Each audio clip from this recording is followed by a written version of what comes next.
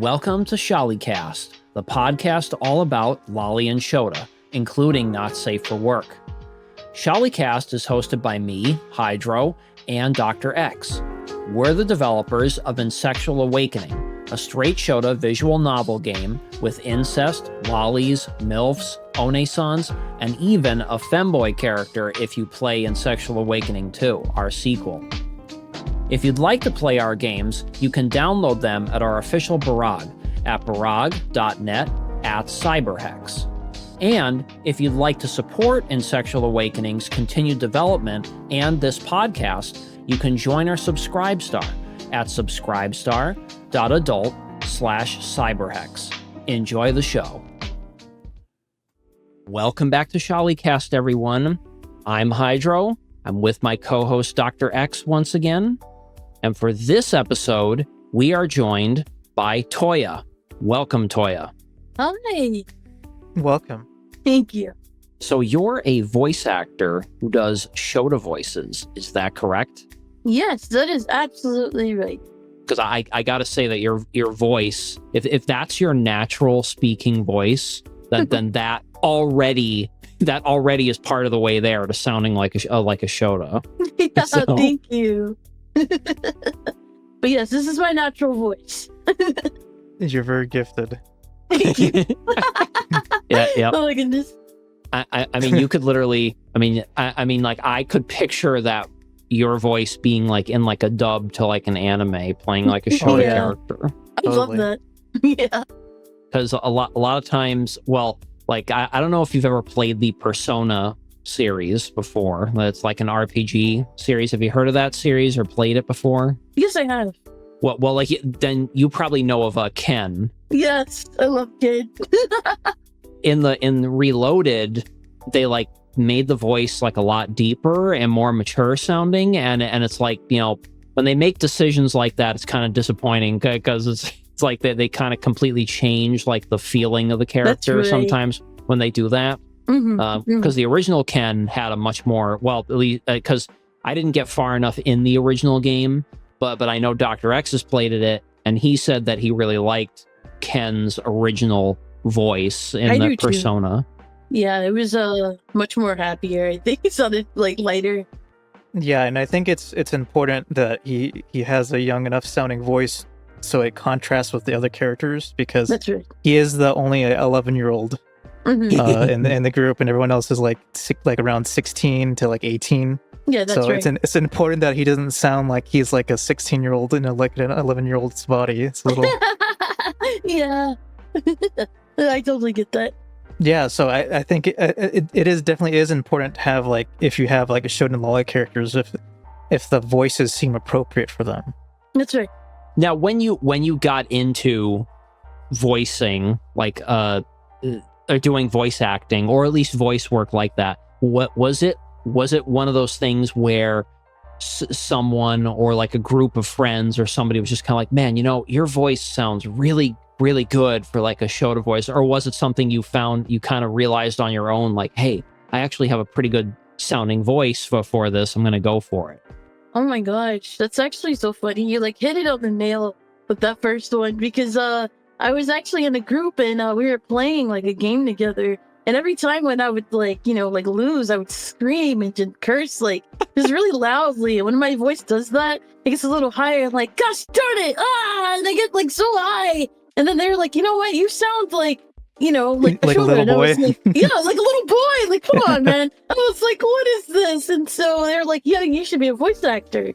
And I thought about it before because I actually really enjoyed Rugrats growing up. And I Oh, really yeah. like Tommy's voice. So I think that's where a lot of my voice kind of stems from, is E.G. Daly's, you know, take on Tommy Pickles. You know, oh, hi, I'm Tommy. Oh, that's my ball. You know, I have to like do things like that. And it works really well. And I'm really glad that, you know, they my friend said that, because, you know, it stuck with me ever since. And I've just been doing it since then. I have to say that was a pretty good Tommy Pickles voice. Yeah, because it had a little bit of raspiness Yeah. to the voice. That's the key. That's the key. Yeah. Thank you. And you know, when your voice, because we've had a previous guest on, Sunshine, and she has a very amazing sounding lolly voice. And what's even more incredible is when she like pitches it up even higher, it becomes even more ridiculous. So it's so for you, it's a similar kind of thing. I'm sure you could easily prank so many people on Call of Duty if you went on there. Just be like, no, I'm an adult, and they'd be like, yeah, sure, kid, sure. Oh my gosh, that happens to me day-to-day basis. Oh yeah, actually, now I think about it, if you were talking to somebody on the phone, like just trying to do just like a regular call, like I don't know, calling into a restaurant or something, I bet you probably get so many people thinking that you're like a kid over the phone. Yes, it has happened. I've called to order a pizza before, and this was like a long time ago. I was possibly like maybe 19-ish, I don't remember, but like a while ago, I was like, oh, hi, could I get like, maybe a large pepperoni pizza? They were like, yeah, do you have like, where's your mom? Gonna speak to your mom? I was like, I'm an adult. I didn't know what to say. I was shocked because it happens like over doctor calls. It happens in person. It's crazy because my voice sounds very young because I have a hormone imbalance. And that's why I sound so young. I mean, could you imagine if like, certain sites where you bought like adult toys or whatever, like right. you couldn't order it online, you had to call it in. Oh no! I'd be so it's over. Yep. Oh my goodness, that's just such a funny thought. So previous to like your friends talking like you should do like Shota voices, were you into Shota yourself? I would say so because my first introduction to it was actually Vocaloid. I really liked Len Kagamine growing up quite a lot. And so I remember I would just make little silly videos, about Len just doing silly things, with my own voice. And people were like, oh, this works really well. Maybe you should do more videos like this. And the more I did it, the more I would look up pictures of Len, I guess, doing things. And he would be like wearing like a maid outfit or something like that. And I was like, oh, he's a boy. Why is he wearing a girl thing? That's weird. But then I was like, wait, that's kind of cute though. It just grew on me, just like these things kind of coming onto me, just like seeing the art and stuff. It was the art. It was the internet. I blame that, okay? So it was Len who was your first introduction? Mm-hmm. That's right. And from there, did you kind of also like find yourself liking other Shota characters? And if so, like what characters? That's right. Yeah, I think he was definitely my introduction to all of that. After that, it was obviously, CL Phantom Hive, and then Alois Trancy. I love how you say obviously. No, it's because like everyone loves CL, right? Who doesn't know CL? Come on. Black Butler was an introduction to a lot of my friends. I guess like Shotokan Awakening, which is so crazy. And I just thought it was just so funny. But yeah, I had to mention that. Let me see other things. There's definitely so many other characters too. But yeah, those are just my main two, is CL and Len. Now, since you mentioned CL, obviously that the anime has lots of like BL vibes. Is that also something that you're interested in? Yes, absolutely. I do like BL. I'm absolutely fine with like anything that is like straight. I'm fine with everything, really. I'm actually trying to focus on doing lolly voices because I want to like get into doing that too. But I don't think I can do a lolly voice. There's no way. Yeah, there's like you need like a certain timbre of the voice. Yep, that's right. It's very hard for me to do it.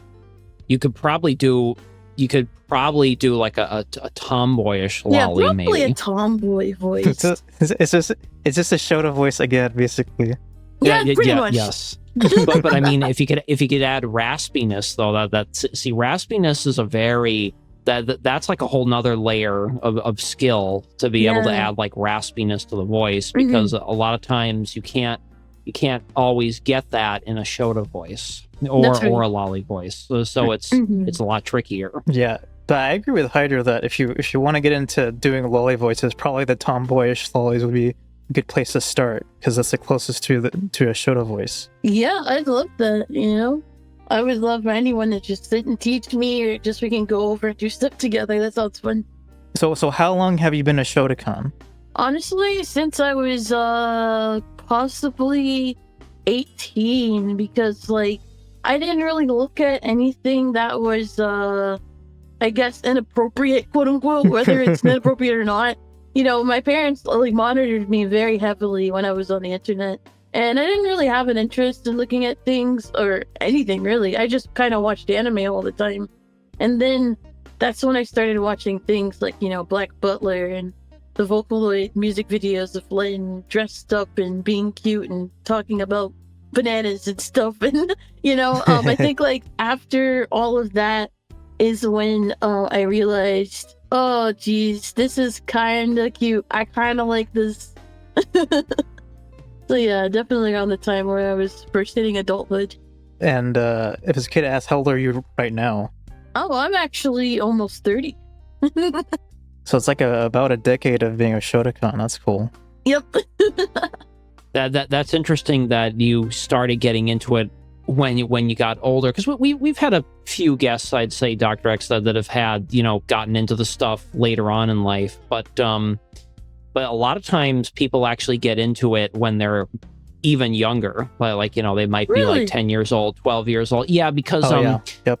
we've heard like so many interesting experiences. You know, when you get a chance to listen to possibly some of the other episodes, you'll kind of hear some very interesting stories about how they got into it because the characters they got into reminded it of them because they were around the same age or very close in age. I see. Stuff like that. And you know, that sometimes certain people like Gargura, for example, is a good example of like a lolly VTuber who probably, because she herself is very small in stature, she probably identifies more with a lolly character or in her lolly VTuber persona than like a MILFy character. Like you're not going to be able to identify with like an adult looking MILF character if you're naturally like a much smaller. Yeah, no, I totally get that. I think I definitely had thoughts about that because, like, you know, I'm 5'2", I'm very short. So I always, like, I guess, like, I would picture myself, like, in these guys' shoes, like, okay, that's definitely me. That's me, that's me, that's me, you know? Like, it makes sense. I think I get it now. The interesting thing, element to this is basically when you're younger, especially if you're as old as us three, around this age, there wasn't necessarily the term Shota floating around as much. Not really. So you might have been into Shota without having the term to necessarily identify with. No, you're so right. Yeah, no, I agree with that. Because I liked hentai, and sometimes that included Shota or lolly, but I didn't really think about it specifically like that, as like, oh, this is Shota, this is lolly. But you know, later on, the terms started getting more recognition and more discussion. So that I think that's one of the reasons why more people are identifying as a lolicon or Shotokan now, instead of before, where the terms weren't really necessarily talked about a ton. Yeah, that's right. They're like resurfacing lately. Yeah, they are. Shota and lolly characters always existed. It's just that the term is like more well known now. That's right. So this is a really interesting question, actually. Like, if you had known the term Shota or lolly back then, when you were like a teenager or Hydro, would you have called yourself a Shotokan or a lolicon? I don't think I would have. No, probably not. But I know what I would have done. I certainly would have been like, well, now that I know the category, I would just type it in and look up the spicy stuff online, because it'd be easier for me to find. That's true. I even remember I found, like, you know, drawings of like Ariel and what is the name of that Shota Merboy character from the animated? I can never remember that character, but there was an animated Little Mermaid show that had like a Shota character in it, and kind of she was friends with Ariel, and there was like, you know, porn art of them. And then I read that Kama Sutra comic by Pandora's Box, and that really got me into it. But yeah, I had no idea about those terms. But if I did, I don't think I would have, because see, I didn't even know about the term furry. I didn't know about the term. I didn't know like any of that stuff. So probably even if I did hear it, I'd probably just think it was like, knowing me, what would I think it actually meant? I probably think it like, well, first of all, I'd probably mispronounce it horribly. I'd probably call it like shute cone or something. Instead, what about shada? Yeah, shada? so many people called it shada back in the day. Yeah, I probably would say shada. Yeah, you're right. I probably would. but really, you didn't know what a furry was until you were an adult? No. I the thing is, like, I had watched Robin Hood and I had watched tons and tons of like furry stuff, but I had no idea that's what the term furry meant. I didn't learn that until college. Then I found out what it meant. I think I found out about furry because there was like the controversy at my school because they found out someone was a furry. It was like a big deal for some reason. Really? What? Well, we're putting together an assembly. Someone here is a furry. Oh no! Yeah, which of course back then probably it was well that goes to show how back then it was a much bigger deal. That's right. But now, like, Dr. X and I have talked about this on previous episodes, but like, the furry fandom is a great example of a stigmatized fandom that had constantly been like on the shit end of the stick for being made fun of, and they kind of they basically overcame that by forming their own gigantic communities. Like, I mean, look at how massive the different furry communities are now. Yeah. Now, if you make fun of furries, it's like you're considered like old hat, and it's not even relevant anymore. Yeah, it's because the furries they like you said, they built their own communities and they supported each other, and I think that's a big thing. Yes, they strengthen their own communities by making their own stuff and helping each other out with their websites and monetarily and making friends with each other. So I think it's also something that the Shonen Lolly community should really do as well, and we are doing it, but we could always do more, and I think that really helps. And I think in its own way, what you're doing also helps with that. Yes, I was just about to say, because you stream on Twitch, right? I think that's right. Yes, see, like Twitch is the disgusting normie platform. Yeah. However, like, it is a platform that gets a lot of exposure. It's like it's a double-edged sword. It's like because by being a Shota character on there, by either role playing or just your voice is so naturally inclined, but it's like people will watch it, and if they get into it and they enjoy your streams and your content, suddenly now you're kind of directly affecting people's perceptions of like Shota characters. That's exactly what I want. Yeah, exactly. Because that's what Gargura did. I mean, I think people were already into Lolly, but it's more like people who maybe don't realize they were into Lolly or into Shota, or maybe they are into it, but maybe they're a little repressed. Yeah, by like closeted, perhaps. Yeah, and I mean we've seen like why that is, of course, but it's like if they see a Shota character on a big platform and they're growing and growing with their followers and stuff, suddenly that they find it like, oh well, you know what? If they're on here, then maybe it's more acceptable that I'm into it, and I can watch it. And yeah, I want to see that more. I see so many Lolly VTubers definitely have made it to like the Twitch platform, very big, Fallen Shadow Girl, etc. Lots of people like that, but like there's not many, if any, like Shota boy VTubers per se. There's a lot of people, I guess, who are like, oh, I'm a femboy, but then they have like a Shota model, etc. They probably just don't want to say the term Shota, which is, I guess, understandable for a Twitch platform. But like, there's definitely some people like that. But like, for the most part, I don't know. I mean, I'd absolutely agree with that. Yeah, it would be awesome if more people saw Shota VTubers, and I also feel like it makes people feel less alone too. Yes, exactly. because there's this community of there's people like me who like Shota, and I think that can help people's day. It can make them happy, and I think that's great. Yeah, I would absolutely love that. Absolutely, yeah. And you likely also feel like you're happy to provide that for people, right? Yes, absolutely. I want that so bad. I want people to feel comfortable and to be, just to hear, other Shota boy voices, especially if someone who I guess identifies as that. I bet it's also going to help people who have like a younger sounding voice too, because they can hear other people with a younger sounding voice, and like it doesn't have to hold you back. You can do whatever you want. You can be a VTuber, you can do roleplay, whatever. Yeah, exactly. That's exactly how I feel too. I always feel so out of it. Everyone is like, you can't be a femboy because you sound too young, or they'll comment on my videos like, is this like a child? I'm not into that. And I'm like, okay, that's fine, but this is my voice and I'm an adult. I don't know what to say. It's always been like that.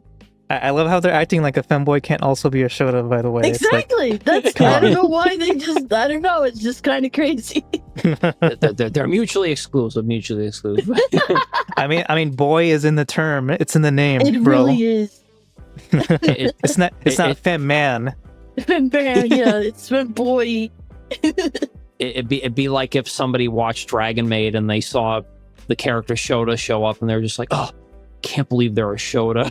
It's in the name, bro. Yeah, like that's crazy. You should definitely branch out to YouTube as well if you haven't, because I feel like YouTube is such a funny platform because they'll do stupid shit like deplatforming and demonetize you, but they seem to be okay with lolly stuff sometimes more so than Twitch. They're weird a bit because I've seen that they have the Lolly Requiem music video, and they have they definitely have like stuff that with the term lolly like in their video titles and stuff like that. So I'd imagine that you could probably live stream on there too, because YouTube can really grow an audience as well. You know what? I think it's time to give it a try. We'll just go for it. It shouldn't hurt. Yeah, you could always do like little clips too. Yeah. Yeah, that stuff can do really well, the clips. And some people like don't even like watch the streams, they just watch the clips. That's right. Yeah, I'm kind of like that too sometimes. Yeah, those goofy YouTube shorts. I don't know what it is about the algorithm in there, but you can really rack up the views with YouTube shorts. It's crazy. Like I don't know how it happens, but yeah, like there's definitely a lot of potential there, and and if you do like collabs occasionally, that'll also probably attract more people. Yeah, that sounds so fun to do. Oh my god, that'd be amazing.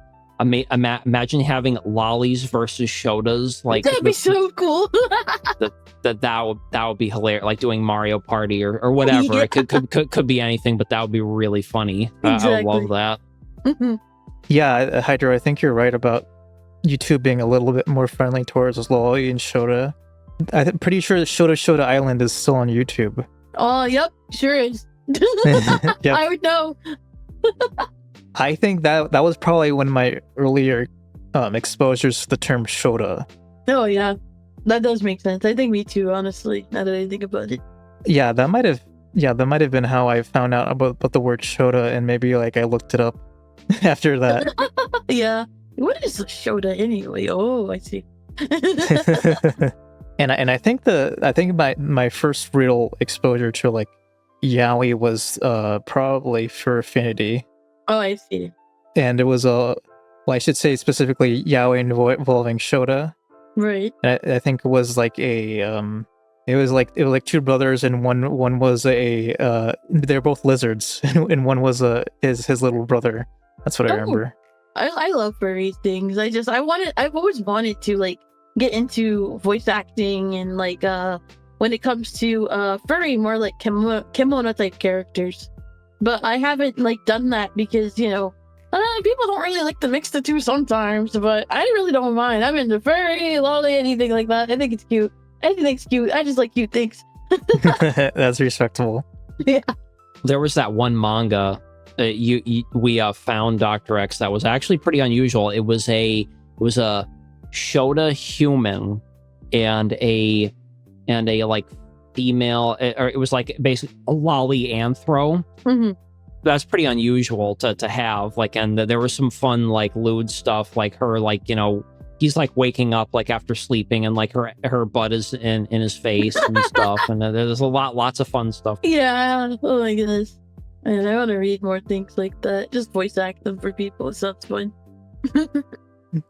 I have some conventions that I need to get to doing this month. You do cosplay?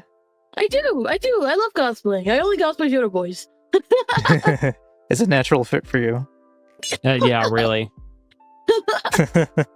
So is it characters like what you've mentioned, like Seal and Lynn? Yep, that's right. I usually cosplay Ciel, Len. I've been trying to cosplay different girl characters, but I'm still embarrassed to wear things like, I guess, like there's a character from ZZZ's in the Zone Zero, and she wears, I guess, like a bra top, but she's like the tiniest character. And I wanted to try her because I'm so short. So I'm just going to be wearing a regular shirt, I guess, with the rest of her props and stuff. But I do like to cosplay smaller characters just because it fits my body type. I have a naturally small bone frame. Yeah, you're a good fit for those characters. That's awesome. Yeah. When you've gone to conventions previously and cosplay, like have people thought that you were like actually like a kid? I wouldn't say so. I think for the most part, they can tell that I'm like older, but they would think that I'm definitely like either a very young adult or probably just now turning 18. And I'm like, no. Like, no, I'm sorry. I can't. I'm not. It's wild. I look really young. Actually, the other day, I was standing next to my friend, and they were saying that I had like my landlord walk by, and she was just like, "Oh wow, you're friends, but no, you're like parent." Like she was saying like they were like my like mom or something. I was like, no. Oh my god, they're 10 years younger than me. Like, they were like 20, and I'm like literally over here almost 30, and I'm like, oh god, do I look that young? Crazy. It happens way too much. There are definitely some advantages to looking young, though. Yeah. Definitely is. It's just, I can't age. It's too late for me, guys. You're like a vampire. I know, right? A Shota vampire? Nice. That'll be fun. Time to do an ASMR. That's a good audio. Oh yeah. Definitely. Like Shota vampire boy. Wait, okay, you gotta place the scene. Like Shota vampire boy shows you his collection of bats, maybe, or something. Yeah, like a bat his bat friends. or moths. I was gonna say collection of dildos, even though that's not thematic. Oh yeah, that's true. Oh my god.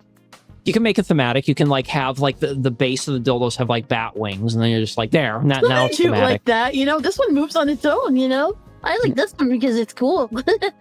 I can make with this one fly. I hope the bat wings are a little on the softer side. I didn't think about that. Oh my goodness. Well, there you go. There's an idea for you to do. Thank you. I will take that. Well, speaking of ASMR, have you done any of that so far? I have, yes. I have other channels that I do post on.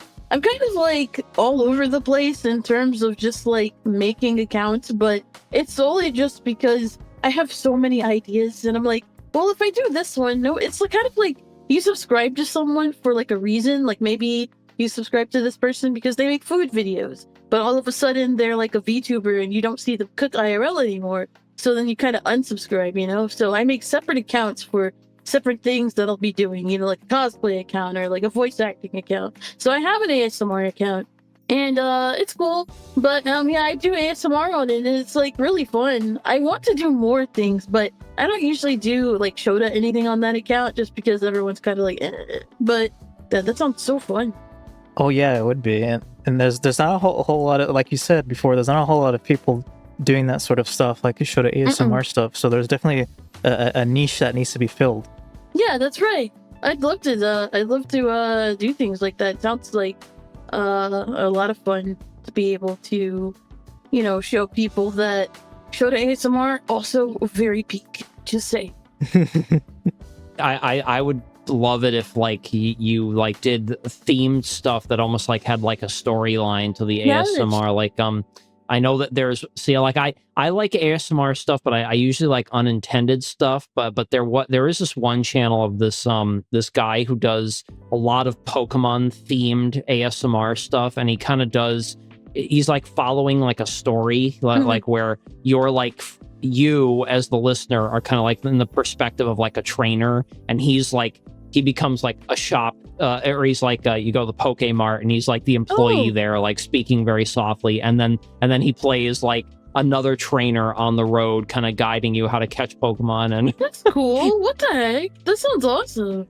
Yeah, it was very, very clever. And then he like did other interesting stuff, like going into a Pokemon casino and you're playing like Voltorb, like card flipping game and stuff. And so it's like sometimes to make it doing ASMR that's more themed around stuff, either maybe established franchises or, come up with like your own like established story, can also be fun, because then it intrigues people into wanting to know what happens next. Yes, I would love to do that. Yeah, stuff with a story can definitely keep people interested. Another thing that's very common with ASMR stuff, or even just like role-playing stuff, is like establishing some kind of like pre-existing relationship with the listener as well. Yes. Yeah. Yep. Of course, one of my favorites being familial relationships.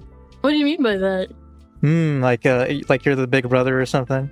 Oh, yeah. No, I would love to do things like that. I used to do stuff like that on like a really old channel I had. I did a lot of little brother ASMR, where I'd wake up and be like, pancakes on my backs kind of thing. It was really nice. Yeah, stuff like that is really cute.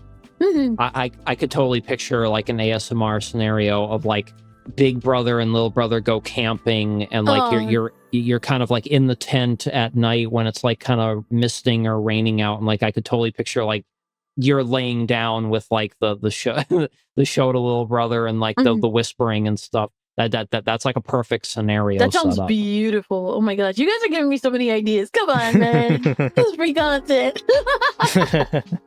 Yeah, well, also see, like that you get little golden nuggets of great ideas. Yeah, this is why it's good to network with people. Yeah. So if people want to find you, they can check you out on Twitter and twitch.tv. On Twitter, it's x.com/fallenlove2. So that's FALLENLOVETO. Or on Twitch, it's twitch.tv/love2boys. Very nice name. LOVETOBOYS. Is that right? Absolutely. So that was a great episode with you, Toya. Yeah, thank you for joining us. Yeah, no problem.